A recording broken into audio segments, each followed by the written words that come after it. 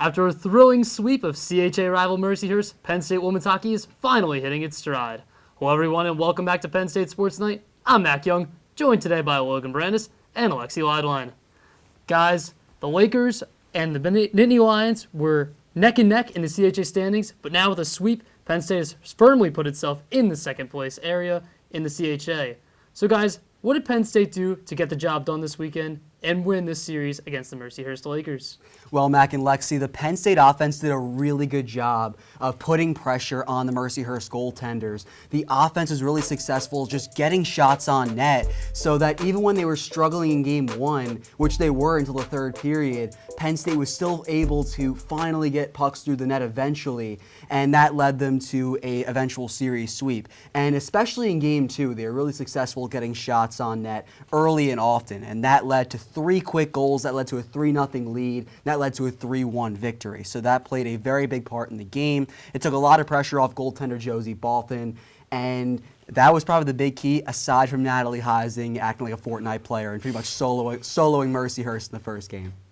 Yeah, I completely agree. There was definitely a lot of confidence going into this game, and waiting until the third period, Natalie Heising getting that goal with about, I would say, 2 minutes to go in the third period was definitely a big confidence booster. And going into overtime, she scores that second goal only 16 seconds into overtime. I think Mercyhurst and Penn State were pretty evenly matched going into this matchup. I think Penn State and Mercyhurst were pretty even going into this match. Mercyhurst going now sitting at 16-8-2, Penn State at 13-8-3.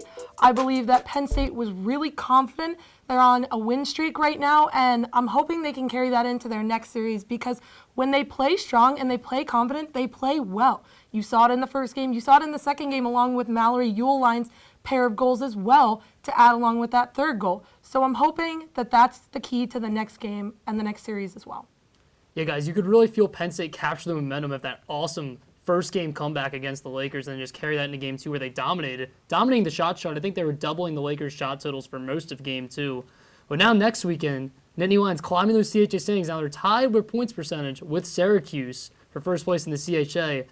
So this weekend, big series at Pagula Ice Arena against the team they're tied with for first. What do the Nittany Lions have to do to try and get the big series sweep and be the lone team in first place in the conference? Yeah, I definitely think this series at home against Syracuse is a big one. Syracuse and them currently tied in CHA standings, like you said. But I think the key is definitely the home advantage. Playing at Pagula Ice Arena, having fans. One of the games is going to be a pink game, so I think that will definitely add to the increase in volume for the team. It definitely showed in the series against Mercyhurst, and I think it will definitely show this coming series against Syracuse. I think that they need to play their game and not Syracuse's game. Syracuse is also on a hot streak with a 5-game win streak, I believe, and they currently had most recently the defenseman of the week, the forward of the week, and the freshman of the week. The only thing they didn't get was goaltender of the week. So I think the keys definitely are the home advantage, playing with confidence, and taking that 2-game series onto an even longer win streak and breaking Syracuse's win streak as well.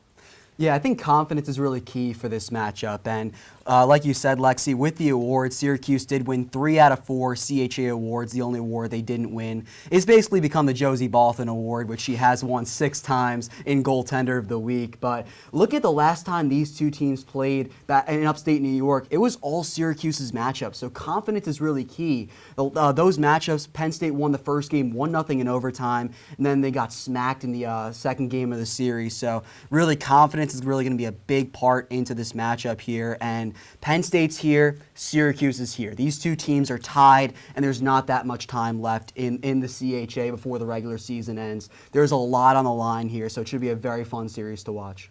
Yeah, guys, this series will obviously be huge in terms of what's going on currently in the CHA. But I want to talk a little bit more down the stretch for Penn State this season. Their whole lineup's going to have to play well. That's just flat out how it has to be if they really want to finish strong and make it to the NCAA tournament. So, guys, I just want to ask you, what players are you looking for specifically to try and step up and really lead this Penn State team to a possible tournament appearance and maybe even the Frozen Four here at State College?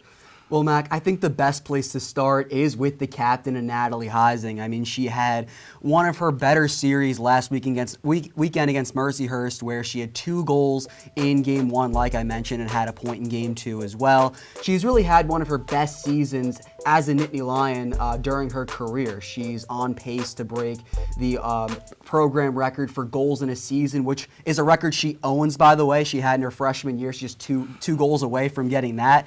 And she has really been, like a captain should be, the leader of this offense. She leads the team in goals, leads the CHA in goals, and leads the CHA in points as well, and is right in the top 5 in assists. So she has really been a statistical wizard for this Penn State team. And just with this talented roster that Syracuse has, and we've kind of gone over already, Natalie Heising is going to need to have a big weekend.